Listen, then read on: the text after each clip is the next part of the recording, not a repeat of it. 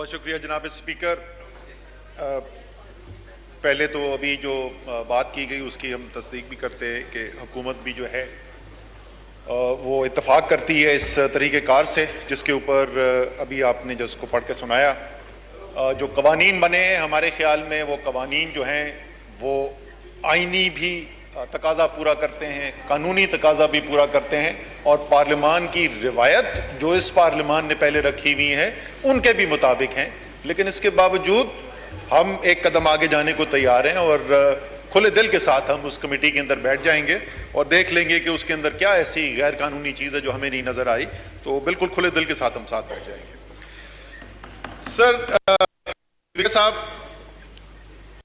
عمومی طور پر تو یہ ہوتا ہے کہ ایک تقریر جب ہوتی ہے بجٹ کی تو اس کے جواب میں بڑا تفصیلاً پھر جواب دیا جاتا ہے, جواب در جواب ہوتا ہے. لیکن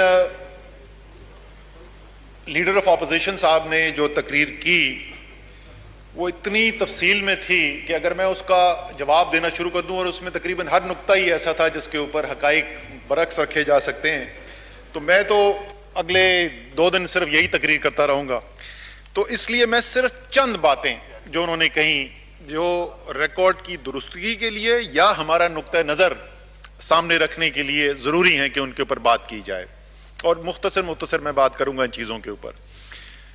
سب سے پہلی چیز جی انہوں نے جو بڑی میرے دل کو لگی اور مجھے بڑی پسند آئی ان کی بات, انہوں نے کہا کہ حکمرانوں کا کام ہوتا ہے کہ یتیموں اور بیواؤں کا جو کمزور طبقے ہیں ان کا خیال کیا جائے.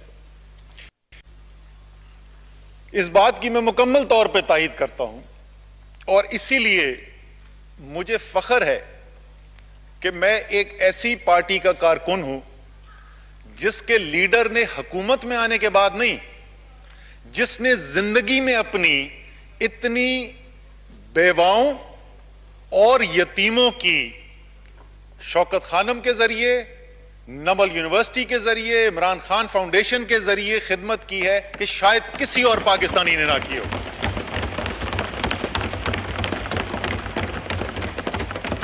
اور یہی جذبہ ہے.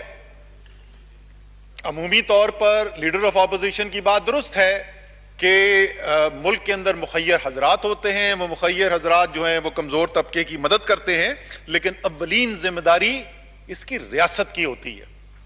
یہ سبق ہمیں کسی برطانیہ کے یا کسی مغرب کے معیشت کے ایکسپرٹ سے یا سیاستدان سے نہیں ملا, یہ سبق ہمیں ہمارے دین نے سکھایا.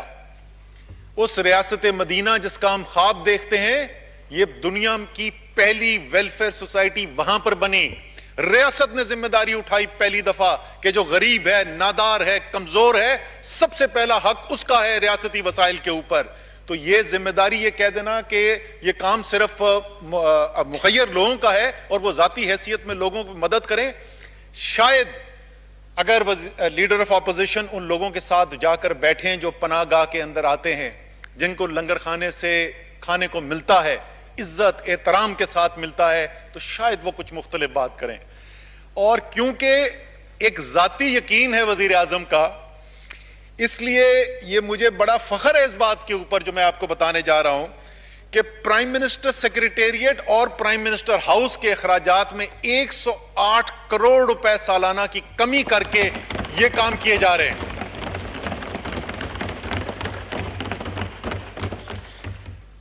دوسری چیز جس کا انہوں نے بہت ذکر کیا اور بڑی تفصیل سے کیا, اور تقریباً میرے خیال میں تو 15-20 منٹ لیڈر آف اپوزیشن نے ڈینگی کی وقت میں انہوں نے کس طریقے سے رسپانس کو لیڈ کیا تھا اس کا ذکر کیا, اور اس کا موازنہ کیا. کووڈ جب آیا, کرونا جب آیا, تو ہماری حکومت نے کیا کیا. بسد احترام لیڈر آف اپوزیشن کے کہ فرق اسی سے ظاہر ہے کہ لیڈر آف اپوزیشن کو اپنے ایوان کے اندر کھڑے ہو کر 20 منٹ تک یہ بتانا پڑا کہ انہوں نے ڈینگی کے وقت کیا کیا تھا. کورونا میں حکومت پاکستان نے جو کام کیا اسپیکر صاحب, اس کی گواہی کون دیتا ہے؟ لیری سمرز امریکہ کا former finance minister Barack Obama کا چیف اکنامک ایڈوائزر کہتا ہے کہ اگر امریکہ نے پاکستان کی طرح کرونا کا مقابلہ کیا ہوتا تو کھربوں ڈالر بچاتا امریکہ. بل گیٹس دنیا کا کامیاب ترین بزنس مین یہ کہتا ہے کہ پاکستان سے سیکھنا چاہیے, بھارت ناکام ہو گیا, پاکستان کامیاب ہوا اس دفاع کے اندر. عالمی صحت کا ادارہ ورلڈ ہیلتھ آرگنائزیشن کہتی ہے دنیا میں 5 ملک ہیں جن سے سیکھ سکتی ہے دنیا کہ کرونا کا دفاع کیسے کیا جاتا ہے, پاکستان ان 5 میں سے ایک ہے. ورلڈ اکنامک فورم کہتا ہے 7 ممالک ایسے ہیں جنہوں نے کرونا آنے کے بعد اپنی معیشت میں ایسے اقدامات کیے جو دنیا کے لیے مثال ہیں اور دنیا سیکھ سکتی ہے ان سے, اور پاکستان اس میں سے ایک ہے. میں یہ ساری ابھی آپ کو تھوڑی اور تفصیل آپ کو بتاؤں گا, لیکن یہ میں ذات کے لیے نہیں کہہ رہا. وہ تو یہ کہہ رہے تھے کہ اگر ہم ہوتے تو یہ اتنا اچھا ہم کام کرتے. ہم نہیں کہہ رہے خدا نخواستہ کہ یہ ہم کر رہے ہیں, یہ پاکستانی قوم نے کر کے دکھایا ہے. یہ پوری قوم کا ایفرٹ تھا اور ہر پاکستانی کو فخر ہونا چاہیے اس کے اوپر. تیسری ایک اور چیز انہوں نے کہی بڑی دل کو لگی. شاید یہ ایک ایسا نقطہ تھا جو بنیاد بنی کہ کیوں میں اپنی زندگی میں اچھی بھلی زندگی گزار رہا تھا. عمران خان کے کہنے کے اوپر, ان کی دعوت کے اوپر سیاست کے اندر آیا, اور وہ بات انہوں نے یہ کی کہ مٹھی بھر لوگ نچوڑ کر اس ملک کی دولت اپنے لیے اربوں کی جائیدادیں بنا رہے ہیں اور کروڑوں پاکستانی اس کی قیمت ادا کر رہے ہیں, قرضے ان کروڑوں پاکستانیوں کے اوپر چل رہے ہیں. یہ تو میرے دل کی بات تھی جو لیڈر آف اپوزیشن نے کی. تو جب ہم بات کرتے ہیں کہ قوم کا پیسہ قوم کی امانت ہوتا ہے, اور اگر قوم کے پیسہ اور قوم پہ حکمرانی کرنے والے اپنی دولت اور جائیداد کا جواب دینے سے قاصر ہوں, جب لندن میں, پیرس میں, سوئٹزرلینڈ کے بینکوں میں, دبئی کے ٹاورز کے اندر پاکستان کے حکمرانوں کی جائیدادیں نظر آئیں تو پاکستانی قوم کا حق بنتا ہے کہ وہ سوال پوچھیں یہ پیسہ کدھر سے آیا. یہ سوال پوچھنے سے کا دفاع یہ کہنا کہ جمہوریت کے لیے خطرہ پیدا ہو گیا نہیں ہے. اس کا دفاع نیازی نیب گٹھ جوڑ کے نعرے لگانا نہیں ہے. اس کا دفاع بڑا سادہ ہے. سپریم کورٹ آف پاکستان نے عمران خان کو بھی بلایا اور عمران خان سے کہا کہ اپنے اس اثاثے کا جواب دو. عمران خان سے 1983 میں جو لندن میں اپارٹمنٹ خریدا گیا تھا, جب وہ کوئی سیاست میں نہیں تھا, 1983 میں جواب دو یہ فلیٹ تم نے کیسے خریدا تھا. عمران خان نے اس کے جواب میں یہ نہیں کہا کہ میرے خلاف سازش ہو رہی ہے. اس نے یہ نہیں کہا کہ مجھے سوال کے پیچھے بوٹوں کی چاپ نظر آ رہی ہے, سنائی دے رہی ہے. وہ گئے اپنا ریکارڈ لے کے سپریم کورٹ کے سامنے رکھ دیا اور سپریم کورٹ نے گواہی دی کہ یہ شخص صادق بھی ہے اور امین بھی ہے.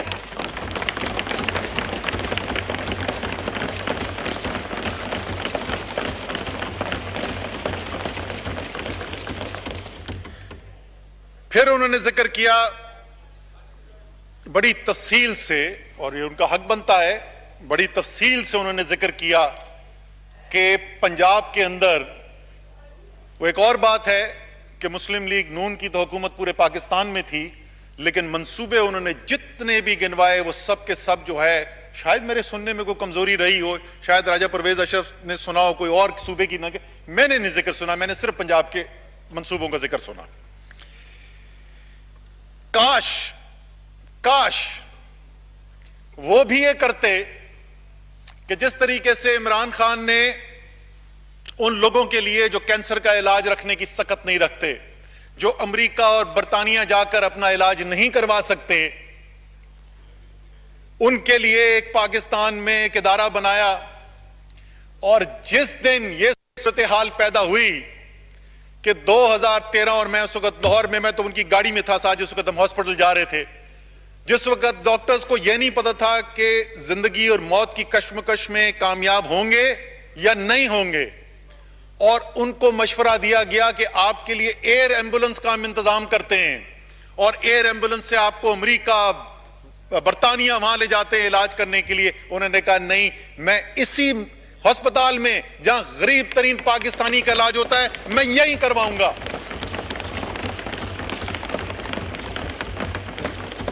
کاش ایک ہسپتال 3 دفعہ وفاق میں حکومت ہونے کے بعد، 4 دفعہ صوبے میں حکومت ہونے کے بعد، کاش ایک ہسپتال ایسا ہوتا کہ جب میاں صاحب کی صحت، ان کی پلیٹلیٹ کاؤنٹس میں پرابلم ہو رہا تھا، ان کی صحت کا مسئلہ تھا، کاش ایک ہسپتال پاکستان میں ہوتا کہ آپ میاں صاحب کہتے مجھے اس ہسپتال کے صحت میں جو کام کیا جا رہا ہے، جو علاج کیا جا رہا ہے، اس پہ یقین ہے، میں اس ہسپتال میں جاؤں گا، میں باہر ملک میں نہیں جاتا. کاش ایک ہسپتال ایسا بنا ہوتا. اسی کے ساتھ جڑی ہوئی بات، گلا کیا انہوں نے، لیڈر آف اپوزیشن نے، کہ وزیر اعظم ہاؤس میں کم آتے ہیں. یہ میں پہلے بھی آن ریکارڈ کہہ چکا ہوں، وزیر اعظم کو بھی پتا ہے میری اس رائے کا. میرے خیال میں ان کو اس سے زیادہ آنا چاہیے ہاؤس میں. لیکن جناب وہ ہاؤس میں آتے ہیں، کم آتے ہیں. ہم یہ چاہتے ہیں کہ پاکستان کی جو دوسری سب سے بڑی پارٹی ہے، اس کے جو قائد ہیں، وہ بہت بڑا سیاسی نام ہے، 3 دفعہ وزیر اعظم رہ چکے ہیں پاکستان کے. ہم چاہتے ہیں وہ بھی پاکستانیوں کے ساتھ زندگی گزاریں. ہم چاہتے ہیں وہ بھی ہمارے پاس آئیں، ہم ان سے کچھ سوال پوچھیں، ہو سکتا ہے ان سے کچھ سیکھنے کے لیے ہو. آپ کو وزیر اعظم کے پرائم منسٹر پارلیمنٹ ہاؤس میں آنے کی کمی کا گلہ ہے تو خدا را وہ پاکستان کے سابقہ وزیر اعظم جس کے آپ بھائی بھی ہیں، جس کے آپ ضمانتی تھے، واپس آئیں گے. کاش آپ ان کو بھی یہ کہیں کہ کم سے کم پاکستان تو واپس آ جائیں.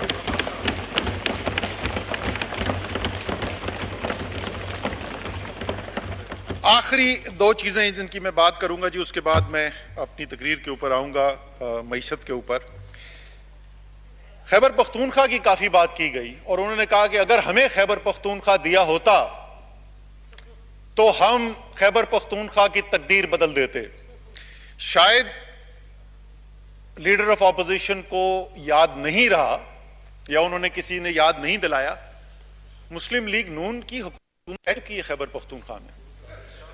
ANP کی بھی حکومت رہی ہے، JUI جماعت اسلامی کی بھی حکومت رہی ہے.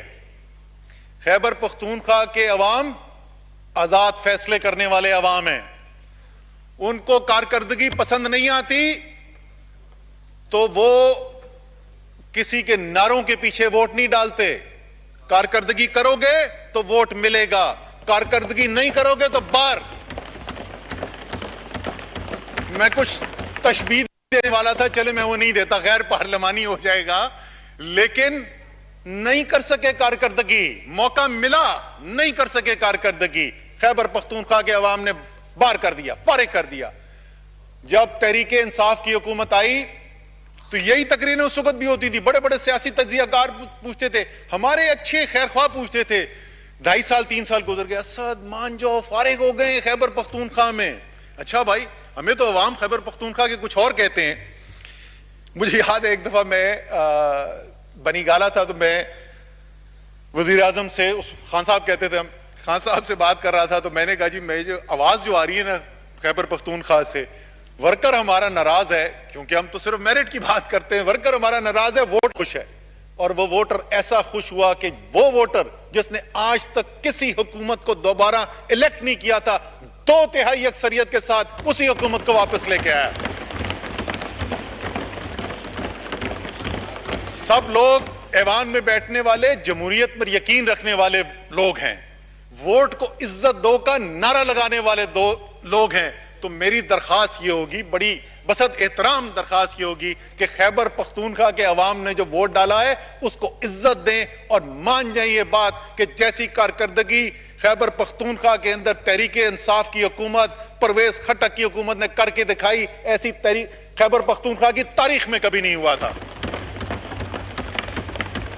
آخری چیز جی، LNG پلانٹس کے اوپر بڑی تفصیل سے بات کی گئی، بڑے ڈالر سینٹ اور یہ وہ بتائے گئے. میں عوام کے لیے آسان، میں ٹیکنیکلٹی کے اندر نہیں جاتا، عوام سن رہے ہیں، ان کو ہم ٹیکنیکل چیزوں کے اندر نہیں گھماتے. بڑی سادہ سی بات ہے. اسپیکر صاحب مجھے یہ بتائیں کہ اگر یہ اتنے سستے پلانٹ، اتنے ایفیشنٹ پلانٹ تھے، تو قانون کے اندر یہ ترمیم کیوں کرنی پڑی کہ چاہے اس پلانٹ سے، ان ایل این جی پلانٹ سے بجلی سستی پیدا ہو یا مہنگی پیدا ہو؟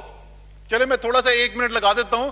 ایک نظام ہے ہمارے یہاں، اس کو کہتے ہیں میرٹ آرڈر. میرٹ آرڈر صرف سادہ سی بات یہ کرتا ہے کہ جو بھی آپ کا پلانٹ، بجلی کا کارخانہ جو بھی سب سے سستی بجلی بنائے گا، سب سے پہلے وہاں سے بجلی ترسیل کی جائے گی تاکہ پاکستان کے عوام کو سب سے سستی بجلی مل سکے، اور جو مہنگے ہوتے ہیں ان میں بعد میں باری آتی ہے.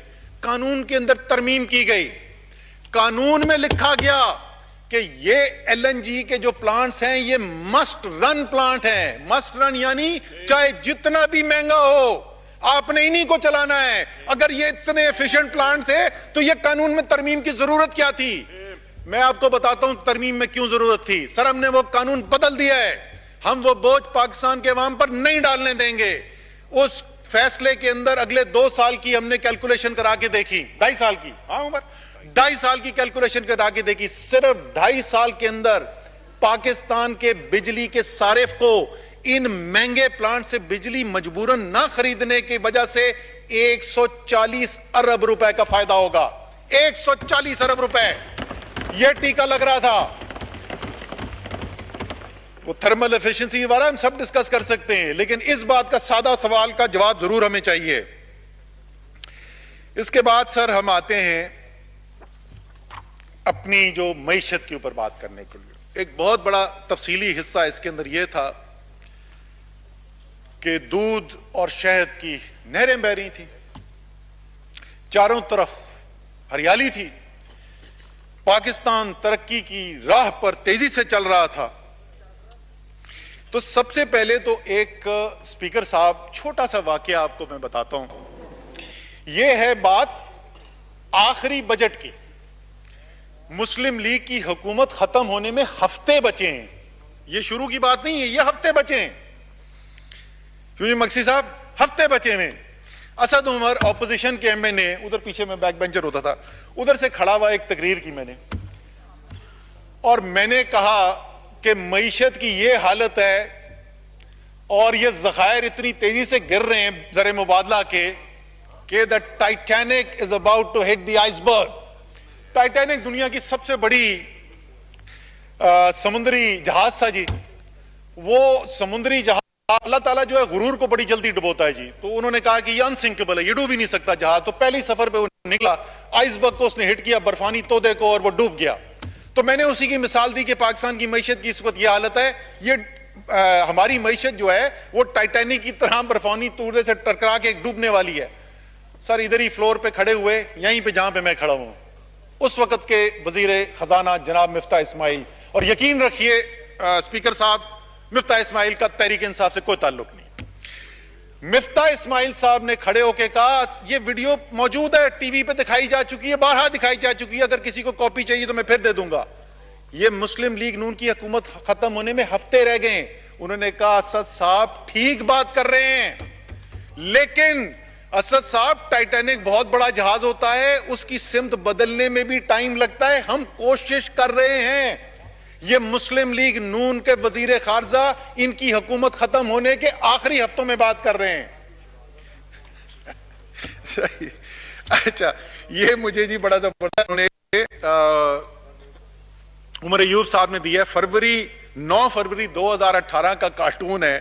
یہ پاکستان کی معیشت جو ہے اس کا انجر پنجر نکلا ہوا ہے، بیچارہ وہ ڈھانچہ بنا ہوا ہے، پیچھے مشینیں لگی ہیں اس کو سانس دینے کے لیے، اوپر لکھا ہوا ہے آئی ایم ایف. یہ 9 فروری 2018 کا ہے. یہ ان کی حکومت ختم ہونے سے چند مہینہ پہلے کی بات ہے. عمران خان اس وقت وزیر اعظم نہیں تھے پاکستان کے، یہ اس وقت کی بات ہے. اب ذرا ٹھوس حقائق میں آپ کو ایک دو، مجھے پتہ ہے یہ بڑے ناراض ہوتے، بولتے ہیں یار آگے دیکھو نا. لیکن جناب جب آپ پہلے کی بات کریں گے تو پھر جواب میں سننا پڑے گا. چھوٹی بات کروں گا میں، زیادہ نہیں، کیونکہ میں نے زیادہ وہ بات کرنی ہے کہ عمران خان نے وزیر اعظم بننے کے بعد کیا کس طریقے سے اس ٹائٹینک کو بدلا اور اس آئس برگ سے، اس برفانی تودے سے جو ٹکرانے والا تھا اسے بچایا کیسے. جس وقت ہماری حکومت آئی جناب، اس میں آخری 3 ماہ کے اندر جو بیرونی خسارہ ہوتا ہے ملک کا، اس کی ماہانہ اوسط $2 ارب تھی ماہانہ.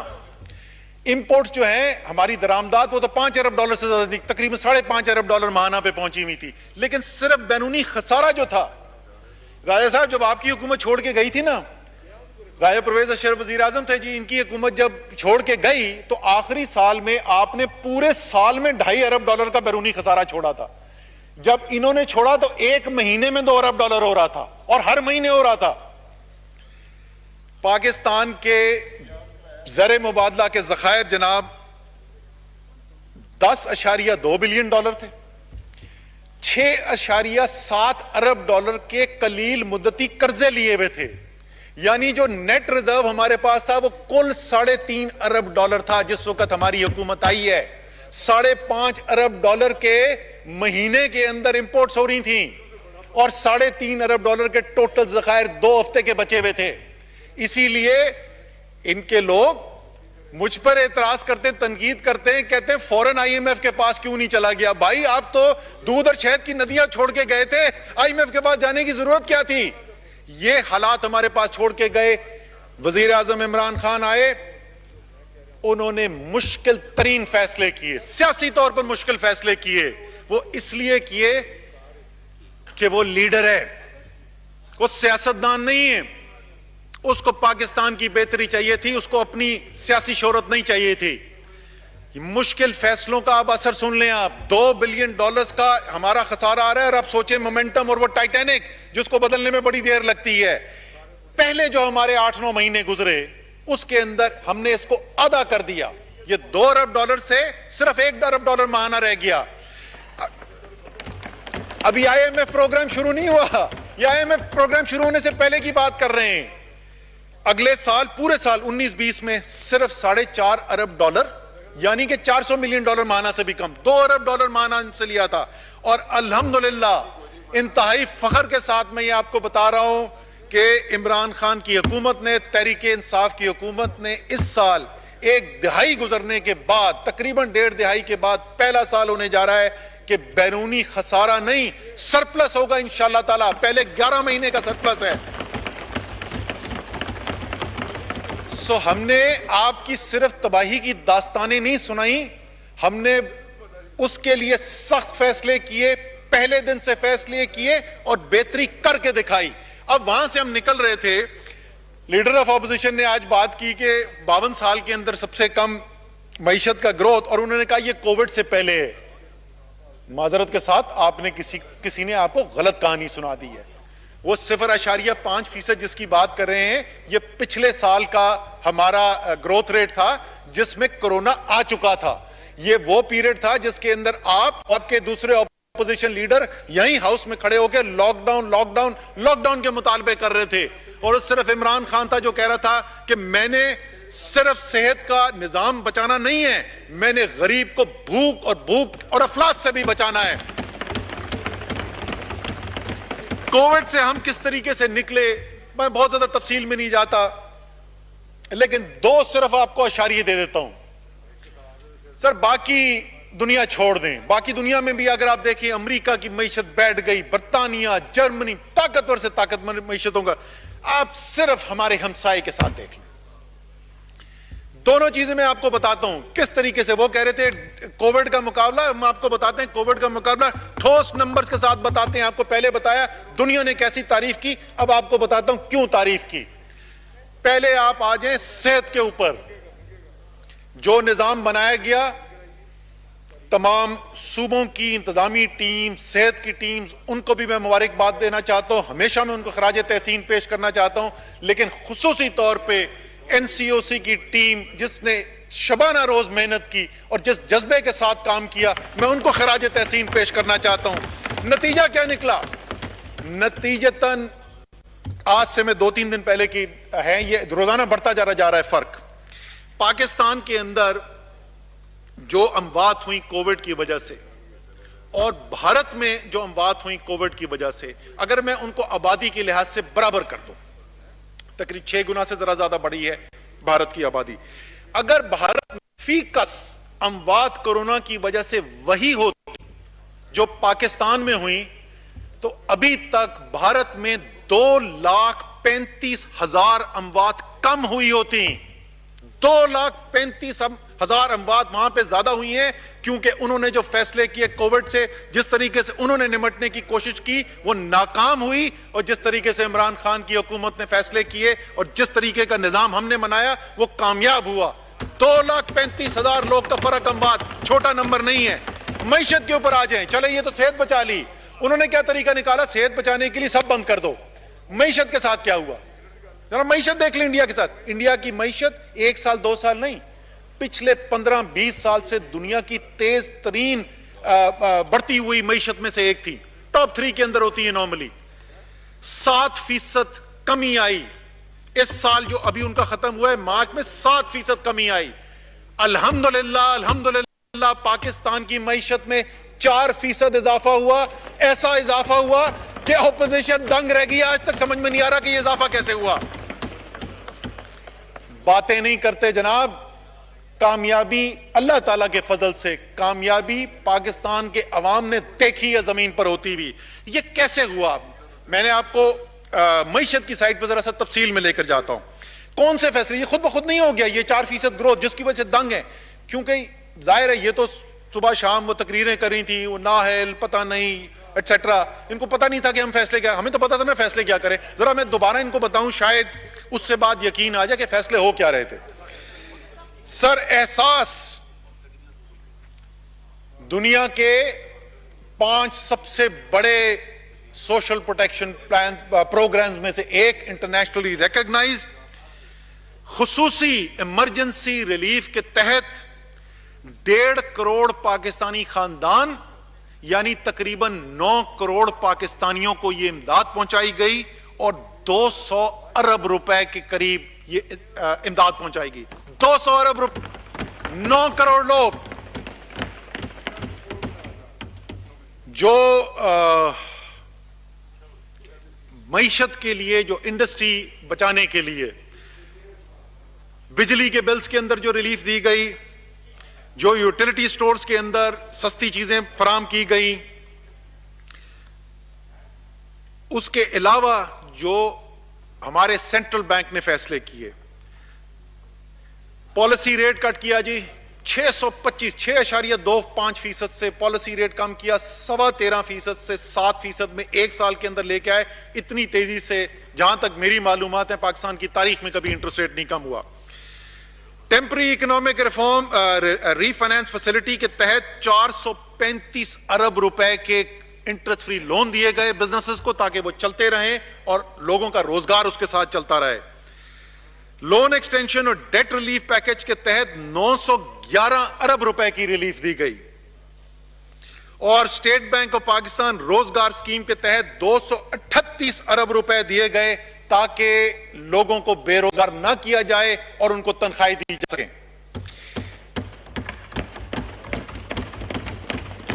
ایک خصوصی چیز اسی وقت جو ہوئی، وزیر اعظم پاکستان نے، انہوں نے ہم سے پوچھا کہ یہ بتاؤ کہ سب سے زیادہ روزگار کس سیکٹر کے اندر ہوتا ہے، سب سے زیادہ لوگوں کے لیے روزگار کدھر پیدا ہوتا ہے؟ ہم نے کہا جی پاکستان کے اندر سب سے زیادہ روزگار جو ہے وہ زراعت کے اندر ہوتا ہے، اور اس کے بعد شہری علاقوں کے اندر کنسٹرکشن کے اندر ہوتا ہے سب سے زیادہ۔ وزیر اعظم نے کہا کہ مجھے خصوصی کنسٹرکشن کے پیکج کی ضرورت ہے۔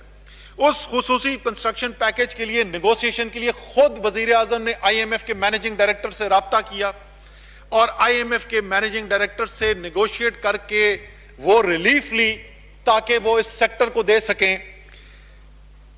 5 سے 7% کے اوپر بینک لون دیے گئے جی 5 اور 10 مرلے کے گھروں کے لیے۔ 1 لاکھ گھروں کے اوپر 3 لاکھ روپے فی یونٹ جو ہے اس کی سبسڈی دی گئی۔ بینکوں کو ڈائریکشن دی گئی کہ تقریباً 330 ارب روپے کے یہ کم قرض، سود والے جو قرضے ہیں وہ ان کو دیے گئے۔ جو کنسٹرکشن سیکٹر میں تعمیر کرتی ہیں کمپنی، ان کے لیے فکس ٹیکس رجیم لائی گئی، اور وہ کنسٹرکشن سے ریلیٹڈ جو سامان استعمال ہوتا ہے سیمنٹ اور سریے کے علاوہ باقی سب کو ودہولڈنگ ٹیکس سے ریلیف دی گئی۔ نتیجہ کیا نکلا؟ نتیجہ یہ نکلا کہ یہ وہ سیکٹر جس سے 30 سے 40 انڈسٹریز افیکٹ ہوتی ہیں، جس سے سب سے زیادہ روزگار پیدا ہوتا ہے، 8.5% سالانہ کی ریٹ سے اس سال کووڈ کے باوجود اس کے اندر ہم نے گروتھ دیکھی ہے۔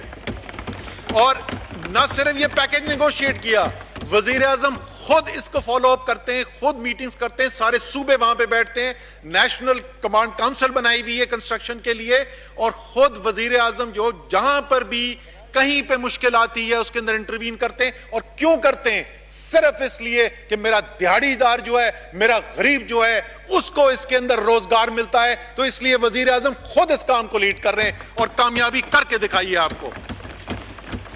جب جیسے میں نے کہا کہ بڑی صنعتیں 30 سے 40% صنعتیں جو ہیں وہ کنسٹرکشن سے لنکڈ ہوتی ہیں, جو بڑی صنعتیں مجموعی طور پہ لارج اسکیل مینوفیکچرنگ جس کو کہا جاتا ہے.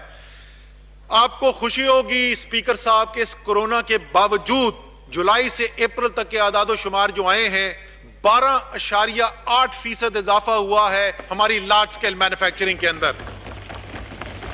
اور یہ جو شرح ہے یہ جو ابھی کے مہینے آئے ہیں اس میں مزید تیز ہو رہی ہے, اور انشاءاللہ تعالی جب یہ جون تک کا نمبر آئے گا تو ہماری امید یہ ہے کہ شاید 15% سے اوپر یہ اضافہ ہو جائے, جو کسی بھی سال کے اندر ہماری صنعتوں کے اضافہ کا بہترین سالوں میں سے ایک ہوگا.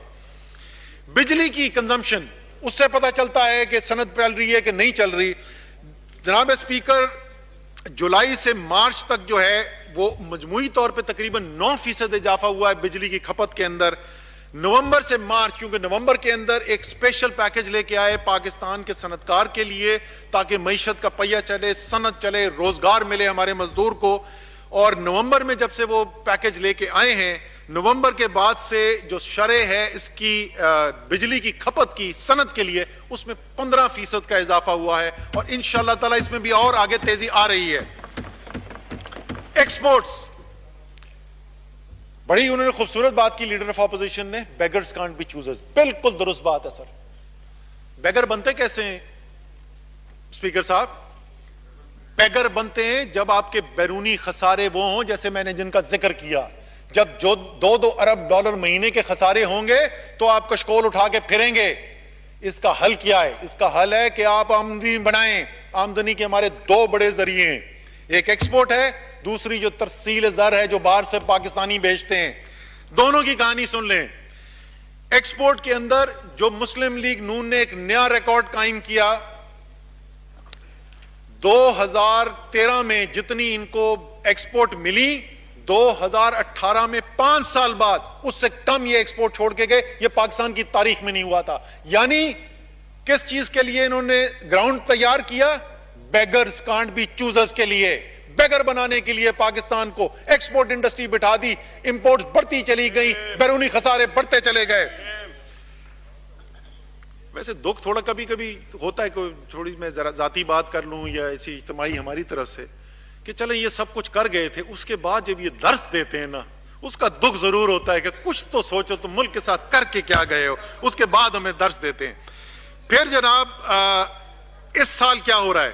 اس سال جناب جولائی سے مئی کے مہینے تک ہماری جو ایکسپورٹس ہیں اس کے اندر 14% اضافہ ہے. یہ پچھلے 11 سال کے بعد بہترین پرفارمنس ہے پاکستان کی ایکسپورٹ کی.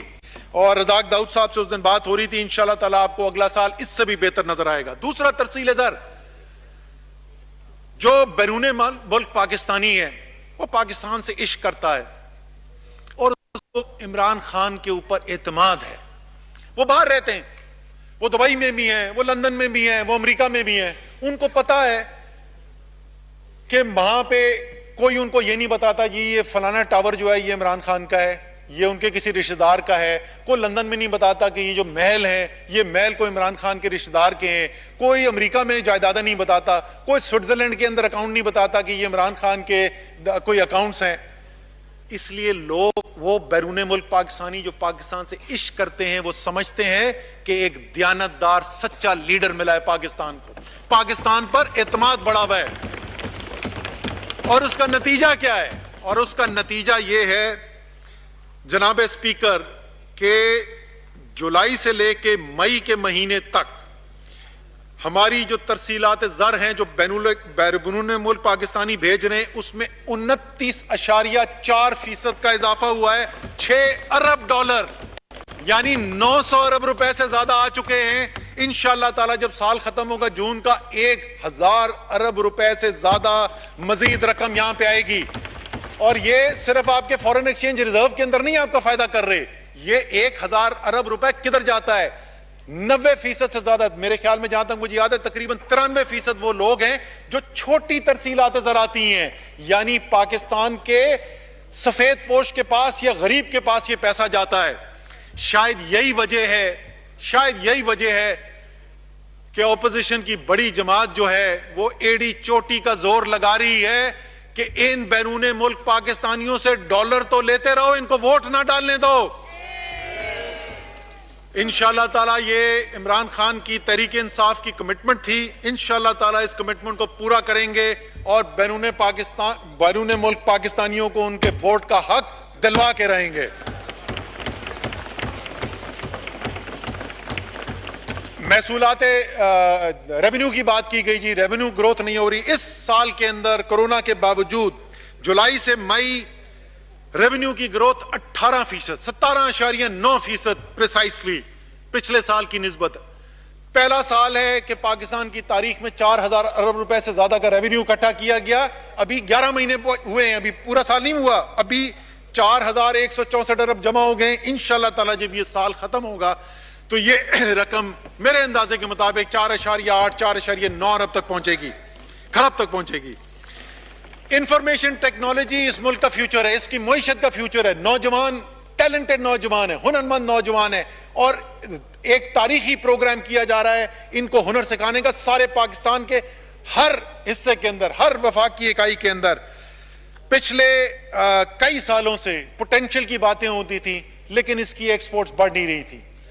اس سال پہلے 10 ماہ کے اندر ہماری انفارمیشن ٹیکنالوجی کی جو ایکسپورٹس ہیں اس میں 46% اضافہ ہوا ہے ایک سال کے اندر۔ اگلی چیز، اچھا اسپیکر صاحب میں پہلے ذکر کرنا بھول گیا، میں جواب بتا دوں کہ یہ جو سارے کام ہو رہے ہیں نا، یہ وہ وعدے ہیں جو عمران خان نے اور تحریک انصاف نے پاکستان سے کیے تھے۔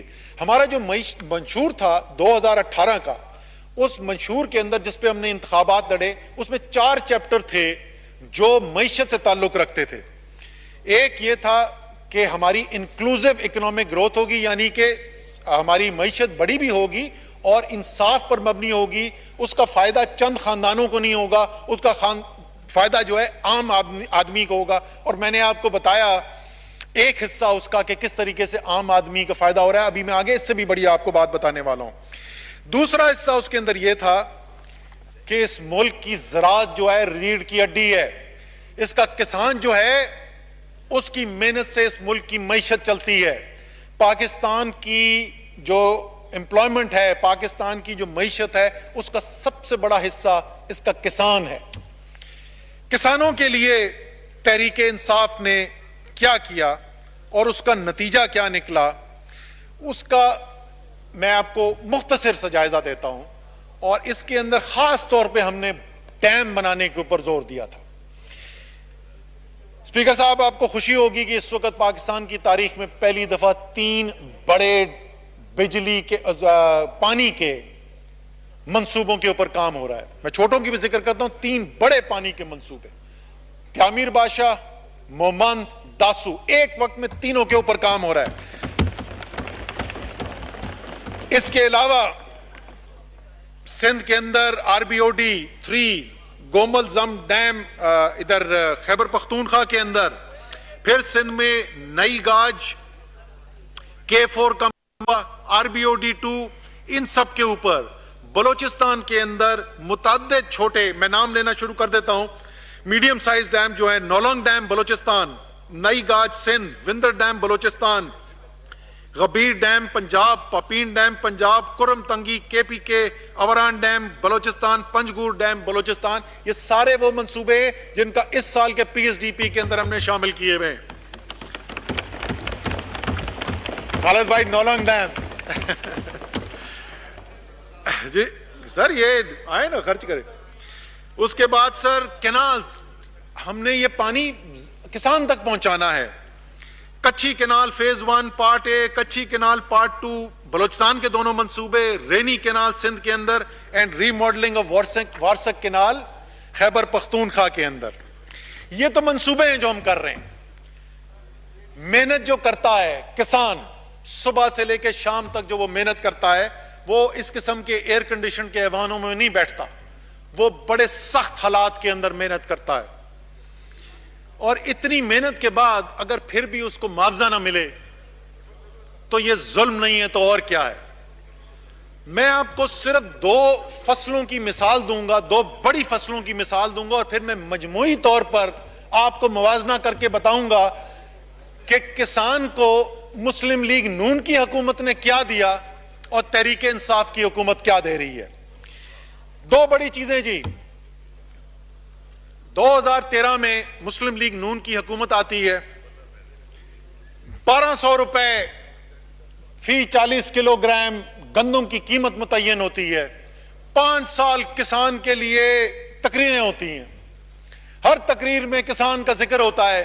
5 سال گزرنے کے بعد وہ 1200 جو ہیں وہ صرف 1300 تک پہنچے تھے۔ 100 روپے 5 سال کے اندر۔ تحریک انصاف کی حکومت میں 3 سال میں کیا ہوا اسپیکر صاحب؟ یہ 1300 روپے بڑھ کے 1800 پہ پہنچ گئے۔ 3 سال میں 500 روپے کا اضافہ۔ گنا ایک دوسری بڑی فصل، اس کی بھی بات کی گئی، چینی کی قیمتوں کی بھی بات کی گئی۔ میں اس تفصیل کے اندر نہیں جانا چاہتا کہ کس کے پاس شوگر کی ملز ہیں اور کس کے پاس شوگر انکوائری رپورٹس کے سوالات آئے ہیں جس کے جواب نہیں دیے جا رہے۔ چلے فی الحال آج کی تقریر میں اس کے ذکر نہیں کرتے۔ گنے کی قیمت کیا ملی سر؟ یہاں پہ بہت سارے لوگ بیٹھے ہوئے ہیں، شیرین مزاری، گنے کی قیمت کیا مل رہی تھی 2017-18 جو آخری سال تھا ہماری حکومت آنے سے پہلے، مسلم لیگ نون کا آخری سال؟ سر 130 سے 140 روپے کے درمیان اوسط گنے کی قیمت ملی۔ اس کی اناؤنس قیمت جو تھی وہ پتہ نہیں 180 تھی، کیا تھی؟ ملا 130 سے 140۔ رول گئے سر، پرابلم میں بھی آتا ہوں ادھر۔ اس سال کیا ہوا اسپیکر صاحب؟ اس سال کیا ہوا؟ اس سال 225 سے لے کے 250 روپے کے درمیان ملا ہے۔ کچھ علاقوں میں 270 275 کیا ہے۔ یہ کیوں ہو گیا؟ کیونکہ وہ کارٹل، وہ مافیا جو تمام حکومتوں کی فیصلہ سازی کے اوپر غالب ہوتے تھے، عمران خان نے اس کارٹل کے ساتھ ٹکر لی، قانونی فیصلے کرائے اور کسان کو اس کا حق دلایا۔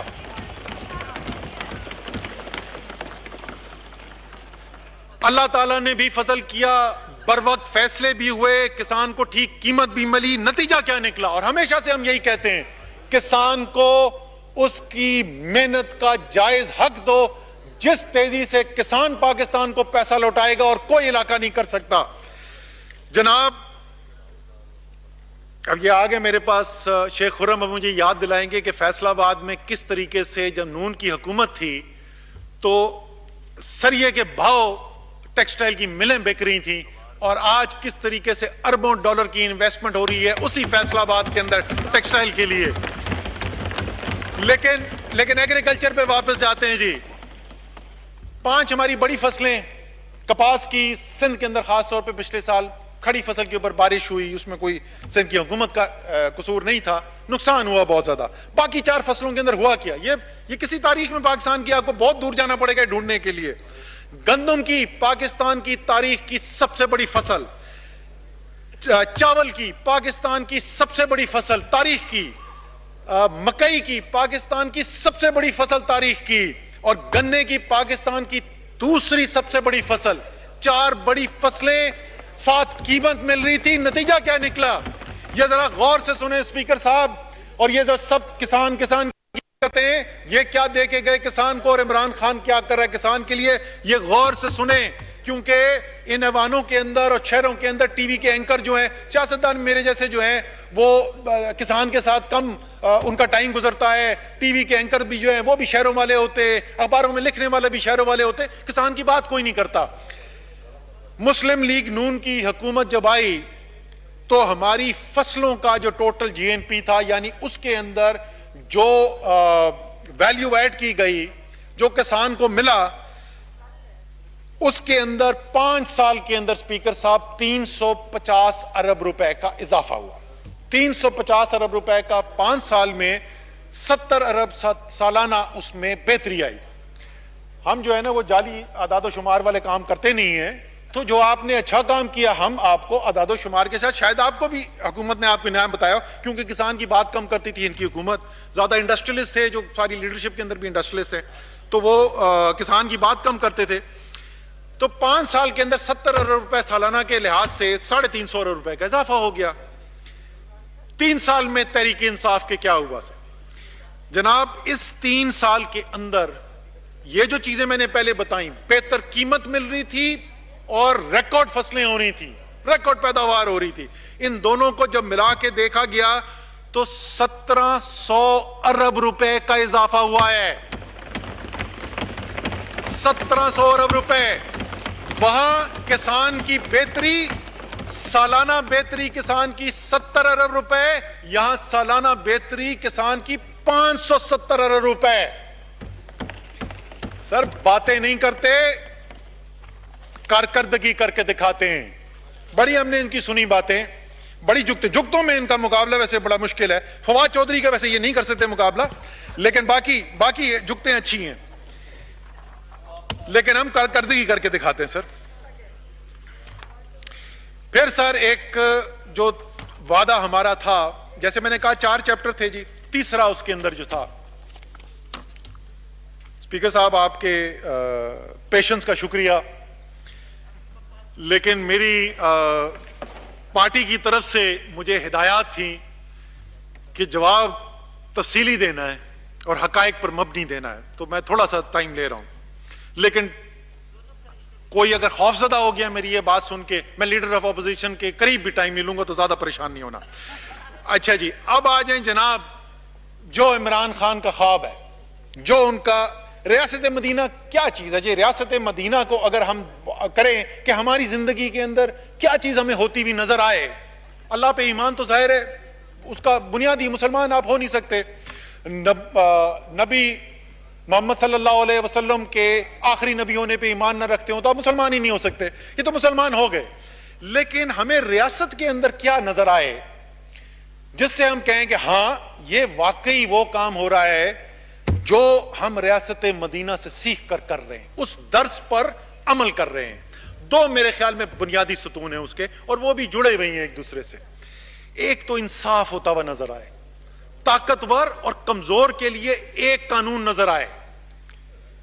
طاقتور جو ہے اس کے اوپر جس وقت قانون کی گرفت آئے تو وہ جمہوریت پر حملے کے پیچھے چھپے نہ, پھر وہ ویسے ہی مردانہ وار اس کا جواب دے جس طریقے سے غریب آدمی کو دینا پڑتا ہے. دوسرا یہ کہ ریاست کے اندر جو کمزور طبقہ ہے اس کی حفاظت کی جائے. ریاست میں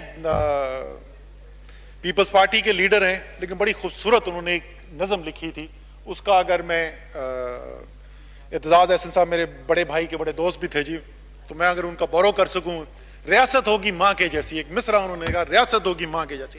ریاست کا واقعی کام ہے ماں کے جیسا ہونا. کیا کیا تحریک انصاف کی حکومت نے جی؟ عمران خان نے کیا کیا؟ وہ جو یقین ہے, جو اندر کی آواز ہے عمران خان کی, جو اس کو سیاست میں لے کر آئی, جس کے لیے وہ سیاست کرتا ہے, وہ تو وزیر اعظم بننے کے لیے نہیں سیاست کرتا, وہ تو سیاست کرتا ہے یہ کرنے کے لیے, لوگوں کی, اللہ تعالیٰ کی مخلوق کی خدمت کرنے کے لیے. کیا کیا گیا؟ میں نے پہلے آپ کو ذکر کیا تھا 200 ارب روپے کا ایمرجنسی پروگرام جو 1.5 کروڑ خاندانوں کو یعنی 9 کروڑ پاکستانیوں تک پہنچایا گیا. اگلے سال جناب جو احساس کا ہمارا پروگرام ہے اس کی مجموعی طور پر جو وزیر خزانہ نے ابھی اناؤنس کیا, اس کی ایلوکیشن جو ہے وہ 260 ارب روپے ہے. یہ 2 گنا سے بھی زیادہ اضافہ ہے, 2 گنا سے بھی زیادہ اضافہ ہے جو ہمیں ملا تھا ورثے کے اندر سوشل پروٹیکشن کا. اس کے علاوہ ابھی وہ بات چیت چل رہی ہے, فیصل سلطان نے صوبوں کے ساتھ مشاورت کر کے ایک زبردست پروگرام بنایا ہے جی, ماں کا اور بچے کی صحت کے لیے خصوصی پروگرام. اگر آپ کو یاد ہو تو وزیر اعظم نے اس کی پہلی اپنی جو ان کی سپیچ تھی ایز پرائم منسٹر, اس کے اندر ایک وہ ایکس رے بھی دکھایا تھا اور انہوں نے بتایا تھا کہ سٹنٹنگ کا کیا نقصان ہوتا ہے, اور باقی تو جو چیزیں ہیں اس سے اگلے سال کا، اگلے 2 سال کا، اگلے 5 سال کا نقصان ہوتا ہے، یہ اگلی نسل کا نقصان ہے. اور اس کے لیے ایک احساس نشو نما پروگرام چلایا گیا ہے جی. اگست 2020 کے اندر یہ شروع کیا گیا ہے، اور اس کے اندر جو سب سے غریب ترین جو علاقے ہیں پاکستان کے، وہاں سے شروع کیا گیا. یہ پورے پاکستان کے اندر جائے گا. میں پوری اس کی رقم کا اس لیے اعلان نہیں کرنا چاہتا کہ وہ ایک دفعہ نیگوسیشن پوری ہو جائیں وہ بتائیں گے. انشاءاللہ تعالیٰ پاکستان کی تاریخ کا سب سے بڑا پروگرام ماؤں کے لیے اور چھوٹے بچوں کے لیے لایا جا رہا ہے، تاکہ ایک غریب بچے کو بھی وہی ابتدا زندگی ملے جو آپ کے اور میرے بچے کو ملتی ہے. ابھی کا نظام نہیں کہ آج 46% بچے سٹنٹڈ ہیں تو آدھا پاکستان تو آپ نے فارغ کر دیا، وہ آپ کے اور میرے بچے سے مقابلہ ہی نہیں کر سکتے. صحت سہولت پروگرام، وزیر اسپیکر صاحب، ایک انقلاب ہے. یہ پہلے خیبر پختونخوا حکومت کی بات ہو رہی تھی. میرے خیال میں ایک بڑی وجہ جو بنی جس کی وجہ سے خیبر پختونخوا کے اندر تحریک انصاف کو اتنا بڑا ووٹ ملا، اس میں یقیناً پولیس کے نظام کے اندر بہتری جو تھی، تعلیم کے نظام کے اندر بہتری تھی، صحت کے نظام کے اندر بہتری تھی، پٹواری کے نظام کے اندر بہتری تھی، اور بہت ساری بہتریاں تھیں. لیکن میرے خیال میں صحت سہولت کارڈ ایک بہت بڑا حصہ تھا. وزیر اعظم نے یہ ہدایات دی، وہ پروگرام جو ہے وہ تمام وفاق کی ٹیریٹریز کے اندر پھیلا دیا گیا ہے. اس سال کے آخر تک وہ پہنچ جائے گا. ساری جو فیڈرل ٹیریٹریز ہیں، پنجاب حکومت اعلان کر چکی ہے صرف پنجاب اگلے سال کے اندر 80 ارب روپے لگانے جا رہا ہے صحت سہولت پروگرام کے لیے. اور کسی بھی ایک خاندان کے اندر سالانہ 7.5 سے 10 لاکھ روپے مہینے تک کا مفت علاج، جو بھی ہسپتال ہوگا وہی کارڈ ہوگا. میری جیب کے اندر بھی وہی کارڈ ہوگا، غریب ترین پاکستانی کی جیب کے اندر بھی. جہاں پر بھی جائے وہ مفت علاج کرا سکتا ہے. اس کو اگر خاندان کے اندر کوئی بیمار پڑے تو یہ سوچنے کی ضرورت نہیں ہے کہ میں اس بچے کا علاج کراؤں یا میں کل کے لیے اپنے خاندان کے لیے کھانا گھر میں لے کے آؤں، میں بچے کو اسکول سے اٹھا کے اس کی فیس بچاؤں یا میں کسی کا علاج کراؤں. انشاءاللہ تعالی واقعی میں یہ وہ بنیادیں پڑ رہی ہیں کہ واقعی میں ریاست ہوگی ماں کی جیسی. اگلا پروگرام سر، اسی کے اندر نوجوان پاکستان کا مستقبل ہیں. عمران خان کی سیاست کے اندر سب سے جو ستون رہے ہیں، جنہوں نے سب سے پہلے عمران خان کے ساتھ کھڑے ہوئے، وہ خواتین تھیں اور یہ نوجوان تھے. اس لیے ان کے لیے خصوصی پروگرام کامیاب جوان پروگرام جو شروع کیا گیا ہے، اس کے تحت 10 ارب روپے کے قرضے، کم سود والے قرضے دیے گئے ہیں تاکہ یہ اپنے پیروں کے اوپر کھڑے ہو سکیں. میں آپ کو بتاؤں گا وزیر خزانہ نے جو اعلان کیا، یہ اس پروگرام کو اس سے بہت آگے لے جانے والے ہیں. اسی طریقے سے جو آپ کی ہنر ہے، ان کے ہاتھ میں نوجوان جو ہیں پاکستانی بے تحاشا محنت کرنے والے نوجوان ہیں جی، ان کو آپ ہنر دے دیں جو دنیا میں کسی سے بھی مقابلہ کر سکتے ہیں. تو بنیادی ہنر سے لے کے آرٹیفیشل انٹیلیجنس کی ٹریننگ تک پاکستان کا سب سے بڑا جو ہے وہ training program skills for all کے نام سے شروع ہوا ہے. لاکھوں بچے اس سے فیض یاب ہو رہے ہیں. انشاءاللہ تعالی اس کا بھی سائز آگے بڑھایا جائے گا اور اس کا میں آخر میں ذکر کروں گا جو آگے کیا گیا ہے.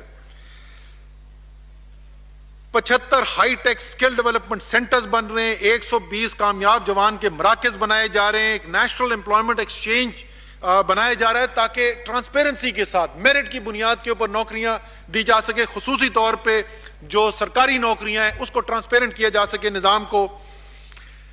انٹرنیشنل جو ادارے ہیں ان کے ایکریڈیٹیشن کے ساتھ مل کر کام کیا جا رہا ہے تاکہ پاکستان کا نوجوان جو ادھر سے ہنر لے کے جائے، اس ہنر کی سرٹیفیکیشن اس کے بعد ایک بین الاقوامی ادارے سے ہو. تو ابھی جو صورتحال ہوتی ہے، محنت تو سب زیادہ وہ کرتا ہے لیکن جب وہ جاتا ہے مشرق وسطیٰ میں تو اس کو وہ پیسہ نہیں ملتا جو دوسرے ملک سے آئے ہوئے کو ملتا ہے.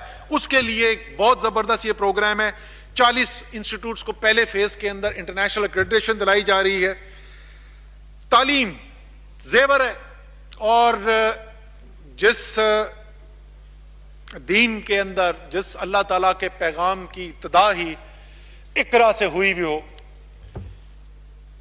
مسلمانوں کا تو خاص زور ہونا چاہیے تعلیم کے اوپر.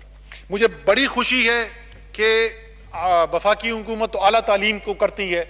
جو ترقیاتی بجٹ ہے اعلیٰ تعلیم کا، وہ آخری سال جو تھا ہمارے حکومت آنے سے پہلے اس میں 18 ارب روپے رکھے گئے تھے، خرچ ہوئے تھے. اگلے سال کے بجٹ کے اندر اس 18 ارب کو 3.5 گنا بڑھا کر 42.5 ارب روپے کر دیا گیا. جیسے میں بار بار کہتا ہوں عمران خان جو ہے نا وہ لیڈر ہے, سیاستدان نہیں ہے. اس کے فیصلے جو ہیں وہ اگلے الیکشن کے لیے نہیں ہوتے, وہ اگلی نسل کے لیے ہوتے ہیں. ماحولیات کے اوپر کسی نے کام اس لیے نہیں کیا کہ اگلا الیکشن ماحولیات کے اوپر نہیں ہے, لیکن اگر ہم نے اس پہ دھیان نہ دیا تو پاکستان تباہی کی طرف جا رہا ہے. دنیا کی سائنٹیفک آرگنائزیشنز کہتی ہیں کہ دنیا میں 10 ممالک جن کو سب سے زیادہ خطرہ ہے ماحولیات کی وجہ سے, اس میں سے ایک جو ہے وہ پاکستان بھی ہے. آپ کو خوشی بھی ہوگی اور لیکن حیرت نہیں ہوگی کہ عمران خان کی حکومت ہوتے ہوئے جو آخری پی ایس ڈی پی کی ایلوکیشن تھی ماحولیات کے لیے, اس میں 16 گنا اضافہ کیا گیا ہے اس سال کے پی ایس ڈی پی کے اندر. اور وہ پروگرام جس کی وجہ سے عالمی طور پر پاکستان کو پذیرائی مل رہی ہے, اور وہ ناقدین اور جو اپوزیشن والے بہت ایک شور مچا ہوا تھا کہ پتہ نہیں وہ کسی ایک ملک کے نے کانفرنس کرائی تھی, اس میں عمران خان کو انہوں نے نہیں بلایا ہے. تو عزت دیکھیں, وَتَعِزُّ مَن تَشَاءُ وَتَذِلُّ مَن تَشَاءُ, اللہ تعالیٰ عزت دینے والا ہے. جو عمران خان نے کام کیا اس کے نتیجے میں جو عالمی انوائرمنٹ کا دن ہوا, آپ کو خوشی ہوگی, اس کا جو مین اجلاس ہے اس کو پریزائیڈ کیا وزیر اعظم پاکستان عمران خان نے. اب میں آخری حصے میں آتا ہوں جس میں تمام عمران خان پاکستان کا وزیر اعظم ہے, وہ کسی ایک جگہ کا وزیر اعظم نہیں ہے, اور ان کی جو ترجیحات ہیں وہ کس طریقے سے ان کا اظہار ہو رہا ہے. یہ آخری حصہ ہے میری سپیچ کا. لیکن اس سے پہلے بڑی بات کی گئی جی کہ بڑے ترقیاتی کام کیے گئے, بڑی ہمیں فہرستیں سنائی گئی, اور ہم سنتے رہتے ہیں کہ جی وہ ترقی کے بڑے انہوں نے کارنامے کیے. سر میں کراچی جاتا ہوں, میرے خاندان کراچی کے اندر رہتا ہے, میں وہاں پہ عوام سے جا کے ملتا ہوں, وہ مجھ سے پوچھتے ہیں کہ یار یہ جو ساری ترقی کی باتیں ہوتی ہیں, سارے منصوبے, یہ کدھر ہیں؟ وہ یہ ماڈرن ٹرانسپورٹ کا نظام, یہ جو بسیں چل رہی ہیں, جو ٹرینیں چل رہی ہیں, یہ کراچی میں کدھر ہیں؟ کراچی کی گلیاں ٹوٹی ہوئی کیوں ہیں؟ کراچی کے جگہ جگہ کچرا کیوں پڑا ہوا ہے؟ نہ صوبائی حکومت وہاں پہ کچھ کرنے کو تیار ہے, اور نہ یہ وفاقی حکومت جس کا دعویٰ کہ ہم نے پاکستان میں ساری ترقی کر دی. کیا کراچی پاکستان کا حصہ نہیں؟ کیا بدین اور سانگڑ اور لڑکانہ پاکستان کا حصہ نہیں؟ آپ ذرا جا کے تو دیکھیں کہ کیا حالت ہے اس وقت اندرون سندھ کی. وہ علاقے جہاں سے پاکستان کے لیے, سارے پاکستان کے لیے گیس آ رہی ہے, وہاں سے 3 کلومیٹر دور جو گاؤں ہے اس کو گیس نہیں پہنچائی جا رہی. یہ سارے پاکستان کی ترقی کر رہے تھے. بلوچستان جا کے پوچھیں, ذرا جائیں نا, ذرا زبیدہ جلال سے بات کرتے ہیں. میں ریکویسٹ کرتا ہوں جو بھی جانا چاہتا ہے ذرا جنوبی بلوچستان جا کر دیکھیں, جا کے حالات دیکھیں. مند کے اندر حالات کیا ہیں, واشک کے اندر حالات کیا ہیں, ابران کے اندر حالات کیا ہیں, پنجگور کے اندر حالات کیا ہیں, تربت کے اندر حالات کیا ہیں. کون سی ترقی کی بات کرتے ہیں؟ کیا پاکستان صرف چند خاندانوں کا اور چند علاقوں کا پاکستان ہے؟ کوئی ترقی کی ہے تو بتا دینا, ہمیں دکھا دیں. ہیلی کاپٹر میں بیٹھتے چلے جاتے, میرے ساتھ چلے جاتے, دکھا دیں مجھے وفاق نے 5 سال کے اندر کیا کام کر کے گئے. عمران خان کیا کر رہے ہیں سر؟ 1 سال کے اندر پاکستان کی تاریخ میں نہیں ہوا, 1 سال کے اندر 4 مربوط ترقیاتی پیکج کا انہوں نے حکم کیا, ان کی ٹیم نے تیار کیے. ہم نے پلاننگ منسٹری کی ٹیم کو میں داد دینا چاہتا ہوں, بے تحاشا محنت کی, کوئی آسان کام نہیں ہے 1 سال کے اندر 4 مربوط پورے ریجنز کے ترقیاتی پیکج بنانا. کراچی جس کے ساتھ نا انصافی ہوئی ہے, جو پاکستان کا سب سے بڑا ریونیو دینے والا شہر ہے, اور جس کی گلیاں ٹوٹی ہوئی ہیں, جس کے پاس پینے کا پانی نہیں ہے. سب سے پہلے کراچی کے لیے جناب پیکج لے کر آئے. پھر سندھ کے 14 اضلاع جہاں پہ سب سے زیادہ ہمیں پسماندگی نظر آ رہی تھی, ہم نے وزیر اعظم نے کہا کہ ادھر بھی آپ نے کام کرنا ہے, آپ نے سندھ کے دارالحکومت کے لیے کیا ہے, اب ان سندھ کے اضلاع کے لیے بھی کرنا ہے. وہاں پر بنایا گیا جی بلوچستان, جنوبی بلوچستان جس کی ہم نے ذکر کیا, ابھی شمالی بلوچستان پہ بھی انشاءاللہ تعالی کام کریں گے. وہاں پر ہم نے اس کے لیے کام کیا, ایک پیکج وزیر اعظم نے اپروو کیا. اور پھر گلگت بلتستان کے لیے, یہ جو علاقے میں نے بتائیں یہ سارے وہ ہیں جہاں پہ ایکسٹریم محرومی ہے, اور ایک عوام میں ایک فیلنگ ہے کہ ہمارے ساتھ صحیح نہیں ہوا, ہمیں انصاف نہیں ملا. جناب یہ 4 جو پیکج ہیں ان کی مجموعی تعداد جو وفاق کی ذمہ داری ہے وہ 1739 ارب روپے ہے. 1739 ارب روپے کی ذمہ داری لے رہے ہیں. اچھا میں نے ایک یہ نیا سماج شروع ہے, وہ بولتے ہیں کہ یہ آپ پی ایس ڈی پی سے کیوں نہیں کر رہے, یہ کر رہے آپ وہ پبلک پارٹنرشپ سے کیوں کر رہے ہیں؟ عوام کو سڑک چاہیے, عوام کو پانی چاہیے. وہ دیکھ رہے ہیں کہ ان کا پیسہ اس وقت پی ایس ڈی پی کا جو ہے وہ لندن کے اکاؤنٹس کے اندر نظر آ رہا ہے, سوئٹزرلینڈ کے اکاؤنٹ میں نظر آ رہا ہے. ان کو اپنی سڑکیں چاہیے, گلیاں چاہیے, ان کو یہ پی ایس ڈی پی اور پی 3A کی بحث نہیں چاہیے. انشاءاللہ تعالیٰ بنا کر دیں گے ان کو. آخری علاقہ جس کا خصوصی طور پہ میں ذکر کرنا چاہتا ہوں, جس نے پاکستان کے لیے بہت بڑی قربانی دی, وہ جو ہمارے زم اضلاع ہیں خیبر پختونخوا کے اندر زم کیے گئے ہیں, پہلے فاٹا ہوتا تھا, انہوں نے بہت بربادی دیکھی ہے, بہت بربادی دیکھی ہے, ہلاکتیں دیکھی ہیں, علاقے تباہ ہو گئے, گھر چھوڑ کے جانے پڑے. اور معذرت کے ساتھ یہ کہنا پڑتا ہے کہ اس وقت جو ان کے نام پر امداد لی گئی وہ وہاں پر نہیں نظر آئی ہمیں. وہ اس میں سے پاکستان میں کتنی لگی اور باقی باہر کی جائیدادوں میں کتنی چلی گئی, وہ اس کا آپ اندازہ خود لگا لیں, لیکن اس علاقے میں نہیں ہمیں نظر آئی. جناب, خصوصی ایلوکیشنز کے تحت وزیر اعظم کی ہدایات کے مطابق جو زم اضلاع کے لیے بلاک ایلوکیشن جاتی تھی وفاق سے 24 ارب کی, وہ اضافہ کر کے اس سال 54 ارب روپے پہ لے جائی جا رہی ہے. 2 گنا سے بھی زیادہ اس کے اندر اضافہ کیا جا رہا ہے.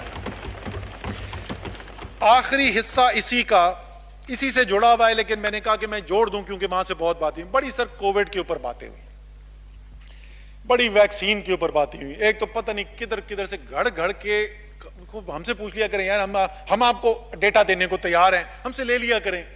دنیا میں سب سے کم ویکسین لگی. دنیا میں اس وقت کل شاید 25 یا 26 ملک ہیں جس پہ ہم پاکستان سے زیادہ ویکسین لگی ہوئی ہے, اور وہ زیادہ تر جو ہے امیر ترین ممالک ہیں پاکستان سے, اور پاکستان کے اندر کوئی 170 ملکوں سے زیادہ ویکسین لگی ہوئی ہے. لیکن میں بھی اپنی ویکسین کی ہم نے کیا کہ میں بتاتا ہوں. اس سے پہلے میں سوال پوچھنا چاہتا ہوں اسپیکر صاحب, میں بس ختم کرنے, میرے آخری 5 منٹ سوال پوچھنا چاہتا ہوں. سر, آزاد جموں اینڈ کشمیر میں آج بھی مسلم لیگ نون کی حکومت ہے. سندھ کے اندر آج بھی پاکستان پیپلز پارٹی کی حکومت ہے. صحت صوبائی سبجیکٹ ہے. مجھے یہ بتایا جا سکتا ہے کہ ابھی تک مسلم لیگ نون کی آزاد جموں اینڈ کشمیر کی حکومت نے, میں بھی بتاؤں گا ہم نے کیا کیا ہے, مسلم لیگ نون کی آزاد جموں اینڈ کشمیر کی حکومت نے کشمیر کے عوام کے لیے کتنی ویکسین خریدی, یا سندھ کی حکومت نے, شاید وہ پریس کانفرنسز کم کریں, کو کام کیا کریں تو شاید ان کو موقع مل جائے. میں بھی ان کی ابھی بات کرتا ہوں, انہوں نے جو دعویٰ کیا وہ بھی میں آپ کو دکھاتا ہوں. کتنی ویکسین خریدی؟ اچھا, حکومتوں نے نہیں خریدی تھی, دونوں پارٹیز کے لیڈرز جو ہیں, اللہ تعالیٰ اور ان کے اضافہ کرے, ڈالروں میں پتی ہیں, روپوں میں نہیں, اپنے خرچے میں, روپوں میں نہیں, روپوں میں نہیں,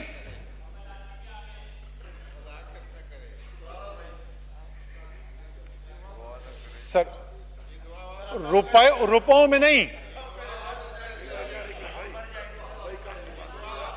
روپوں میں نہیں. میں اس کے بعد آخر میں کہوں گا نا قادری صاحب سے کہ یہ سب کے لیے, ہم سب کے لیے, اب یہ کسی خاص کے لیے, ہم سب کے لیے یہ دعا مانگے اللہ تعالی ہم سب کو رزق حلال کی توفیق دے, حلال کی توفیق دے. اربوں ڈالر کی جائیدادیں ہیں یار, وہیں سے کوئی 10 20 50 ویکسین بھیجتے, انہوں نے ایک ویکسین اپنے عوام کو نہیں دے سکے, وہ گز گز کی لمبی زبانوں کے ساتھ آ کر تقریریں کر کے بتاتے ہیں کہ وفاق نے کم خریدی ہیں. آپ کدھر تھے؟ جواب دو اس بات کا. 18ویں ترمیم یاد آ جاتی ہے, ہر 2 دن کے بعد 18ویں ترمیم یاد آ جاتی ہے. آپ کے صوبے آپ کی ذمہ داری ہیں, کتنے ویکسین جو خریدی ہے, کتنے وہ. اب میں آپ کو اچھا جی, میرا ایک سوال بھی ہے. یہ جناب آنریبل چیف منسٹر صاحب نے تقریر کرتے ہوئے سندھ اسمبلی میں کی تقریر میں کہا ہے کہ 26.1 ارب روپے کووڈ ریلیٹڈ ایکٹیویٹیز پہ سندھ حکومت نے خرچ کیے، اور کن چیزوں پہ خرچ کیے اس میں نمبر سیکنڈ لاسٹ جو ہے وہ لکھا ہوا ہے پروکیورمنٹ آف کورونا ویکسین. سر یہ کون سی ویکسین ہے کو ہمیں تو بتائیں. یہ ایک ٹیکہ ہمارا NCOC کا نظام، ہم تو سب کو بول رہے ہیں بھائی لے کر آؤ، پرائیویٹ سیکٹر لے کر آ گیا. یہ کون سی ویکسین ہے جس کا ذکر ہے؟ ایک ویکسین آ کے. اب میں بتاتا ہوں کہ عمران خان کی حکومت نے وفاق کیا کیا.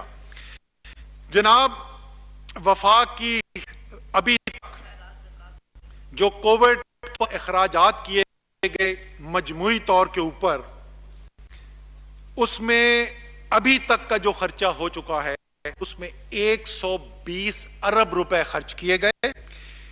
اس 120 ارب روپے میں آپ کو صرف 3 بڑے صوبوں کو بتا دیتا ہوں، باقی چھوٹے چھوٹے ہیں. پنجاب کو 50 ارب روپے کی مدد فراہم کی گئی. کس شکل کے اندر؟ PPEs ہم نے دیے پہلے، اس کے بعد ہم نے ٹیسٹنگ کٹس فراہم کی، اس کے بعد ہم نے آکسیجن بیڈز کے اندر جو اضافہ ہوا وہ تمام صوبوں کے اندر کروایا، اور اس کے بعد ویکسین دے رہے ہیں مفت کی، بغیر 1 روپے لیے ہوئے. وہ اور بات ہے کہ وفاق کی دیوی مفت ویکسین جس ویکسین سینٹر میں لگائی جاتی ہے اس میں تصویریں اپنی بڑی بڑی آپ کو وہاں پہ لیڈران کی نظر آتی ہیں، ان سیاسی پارٹیوں کی. آپ کو اسلام آباد میں کہیں عمران خان کی، کہیں اسد عمر کی، کہیں فیصل سلطان کی تصویر نہیں نظر آئے گی، اس لیے کہ یہ ہمارا احسان نہیں ہے، یہ عوام کا پیسہ ہے، اس پر عوام کا حق ہے. 50 ارب روپے پنجاب، 25.4 ارب روپے سندھ کے اندر سامان بھیجا گیا، اور 15.3 ارب روپے KPK میں بھیجا گیا. یعنی فیکس بنیاد کے اوپر اپوزیشن حکمران سندھ کے اندر زیادہ ہم نے مدد فراہم کی بنسبت پنجاب میں جہاں اپنی حکومت ہے. یہ جو الزام لگاتے ہیں نا آج کل تعصب ہے، شاید اسی تعصب کی بات کر رہے تھے کہ سندھ کو کیوں زیادہ فیور کرتے ہیں. جناب اگلے بلوچستان کا سر آپ کو بتا دیتے ہیں. بلوچستان کے اوپر سر 11.9 ارب روپے 11.9 ارب روپے بلوچستان کے گئے. سر اگلے سال جو ہمارا ہے جولائی سے دسمبر، صرف یہ اگلے 6 مہینے کا ہے، جس کا اپروول لیا جا چکا ہے، جو ویکسین کی فراہمی کرنی ہے. ابھی تک سوری میں آپ کو یہ بھی بتا دوں کہ ابھی تک وہ لیڈر آف اپوزیشن تقریر میں کہہ کے گئے ہیں کہ 1 روپے کی ویکسین نہیں خریدی. جناب 46 ارب روپے کی ویکسین وفاق خرید چکا ہے اور پاکستان کے عوام کو فری میں مہیا کر چکا ہے. شاید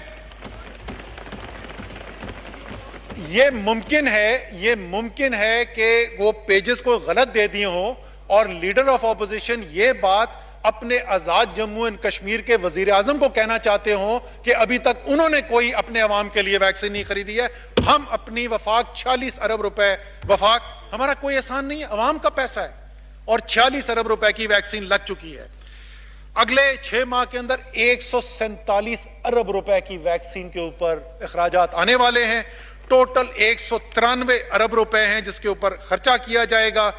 اس ٹوٹل کے اندر، اب میں ٹوٹل بتا رہا ہوں اس سال کا بھی اور دسمبر تک کا ملا کے، پنجاب کے اندر جو مدد جائے گی جناب وہ ہوگی 126 ارب روپے. سندھ کے اندر جو جائے گی وہ 59 ارب روپے. پھر فیکس بنیاد کے اوپر سندھ کے اندر پنجاب سے زیادہ 59 ارب روپے.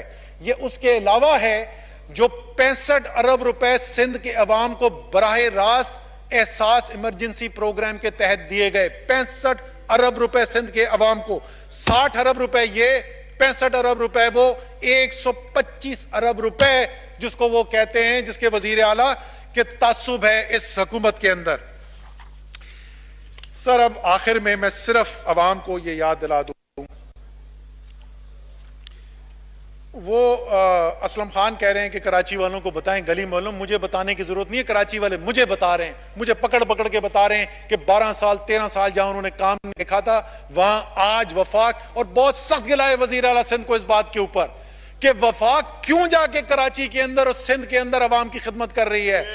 اسپیکر صاحب آپ کے توسط سے یہ پیغام میں ان کو اس فلور آف دا ہاؤس سے، جو پاکستان کے عوام کا ترجمان ہے، یہاں سے پیغام دینا چاہتا ہوں. سندھ بھی پاکستان کا حصہ ہے، سندھ کے عوام کا بھی پاکستان کے وسائل پر حق ہے. ہم سندھ کے عوام کی خدمت کر رہے ہیں اور کرتے رہیں گے. آخری چیز صرف یہ بتا دیں کہ کیا کرنے جا رہی ہے جی آپ کی حکومت اگلے سال. آخری چیز ہے یہ, 2 منٹ بھی نہیں لگیں گے. وزیر خزانہ بتا چکے ہیں لیکن میں پھر ایک دفعہ دہرانا چاہتا ہوں, یہ انقلاب ہے کیونکہ یہ ترقی جو ہے یہ سیدھی عوام کے ہاتھوں میں جا رہی ہے. پہلی چیز وہ کہہ رہے ہیں کہ یہ وزیر خزانہ نے جو اپنے بجٹ کے اندر پیش کیا ہے کہ ہر شہری کو کاروبار کرنے کے لیے 5 لاکھ تک کا بلا سود قرض ملے گا ہر شہری کو پاکستان کے, تاکہ جو بھی اپنے پیروں پہ کھڑا ہونا چاہتا ہے وہ کر سکے. دوسرا, ہر کسان, وہ کسان جو پاکستان کی معیشت کی ریڑھ کی ہڈی ہے اور جس کے لیے پہلے ہم نے کیا کیا میں بتا چکا ہوں, وہی کسان جو ہے اس کو بھی 1.5 لاکھ روپے ہر کراپنگ سیزن کے, یعنی سال میں 2 دفعہ ہوتی ہیں فصلیں پاکستان میں, تو سال میں 2 دفعہ 1.5 لاکھ روپیہ ہر کسان کو بلا سود قرضہ دیا جائے گا تاکہ وہ اپنی جو فصل میں اس نے لگانا ہوتا ہے اس کی ضروریات پوری کر سکے. اس کے علاوہ کسان کے لیے جو ایگریکلچرل مشینری استعمال کرنا چاہتا ہے اس کے لیے ہر کسان کو 2 لاکھ روپے کا بنا سود قرض دیا جائے گا.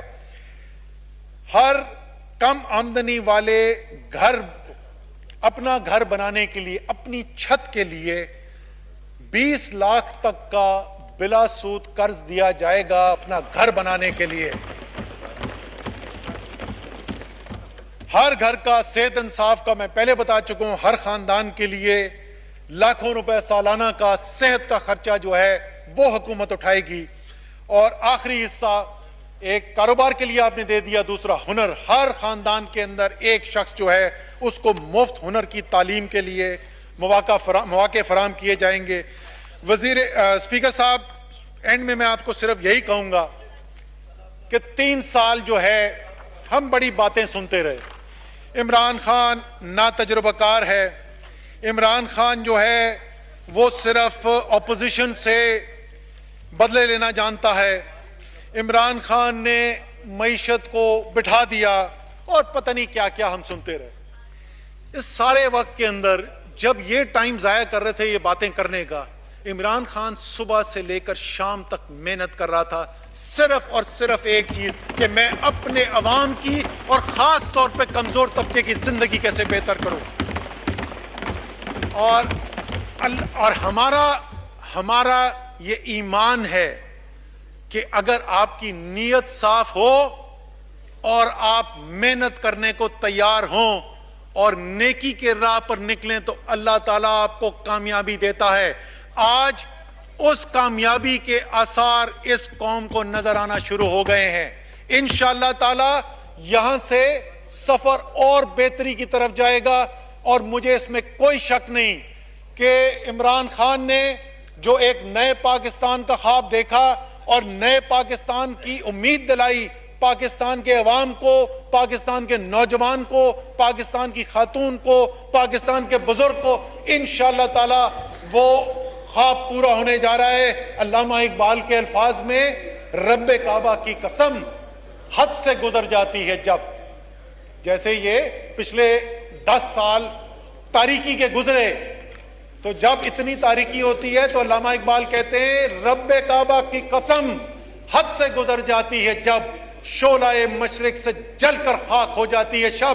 آج ہمیں وہ روشنی نظر آ رہی ہے, آج ہمیں پاکستان میں آگے اجالا نظر آ رہا ہے, عوام کی ترقی نظر آ رہی ہے, انصاف نظر آ رہا ہے.